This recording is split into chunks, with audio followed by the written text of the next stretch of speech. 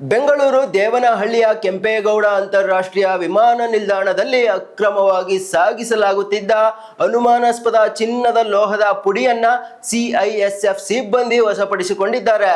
ಬೆಂಗಳೂರಿನಿಂದ ಅಹಮದಾಬಾದ್ಗೆ ಪ್ರಯಾಣಿಸಲು ಆಗಮಿಸಿದ್ದ ಇಬ್ಬರು ಪ್ರಯಾಣಿಕರನ್ನು ತಪಾಸಣೆಗೆ ಒಳಪಡಿಸಿದಾಗ ಆ ಅಕ್ರಮ ಬಯಲಾಗಿದೆ.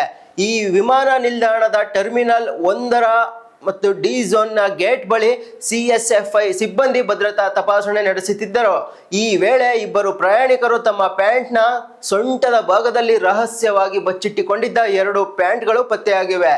ಪ್ಯಾಕೆಟ್ಗಳನ್ನು ಪರಿಶೀಲಿಸಿದಾಗ ಸುಮಾರು 260 ಗ್ರಾಂ ತೂಕದ ಚಿನ್ನದ ಲೋಹದ ಪುಡಿಗಳು ಇರುವುದು ಕಂಡುಬಂದಿದೆ. ತಕ್ಷಣವೇ ಕಾರ್ಯಪ್ರವೃತ್ತರಾದ ಸಿಐಎಸ್ಎಫ್ನ ಸಿಬ್ಬಂದಿಗಳು ವಶಪಡಿಸಿಕೊಂಡ ಲೋಹದ ಪುಡಿ ಹಾಗೂ ಇಬ್ಬರು ಆರೋಪಿಗಳನ್ನು ಏರ್ಪೋರ್ಟ್ ಪೊಲೀಸ್ ಠಾಣೆಗೆ ಹಸ್ತಾಂತರಿಸಿದ್ದಾರೆ.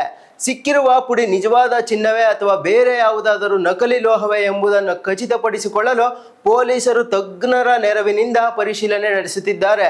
ಸದ್ಯ ಇಬ್ಬರು ಪ್ರಯಾಣಿಕರನ್ನ ವಶಕ್ಕೆ ಪಡೆದಿರುವ ಏರ್ಪೋರ್ಟ್ ಪೊಲೀಸರು ಈ ಚಿನ್ನದ ಪುಡಿಯ ಮೂಲ, ಇದರ ಬಗ್ಗೆ ಹಿಂದೆ ಇರುವ ಯಾರಿದ್ದಾರೆ ಎಂಬುದನ್ನು ಕುರಿತು ತೀವ್ರ ವಿಚಾರಣೆ ನಡೆಸುತ್ತಿದ್ದಾರೆ.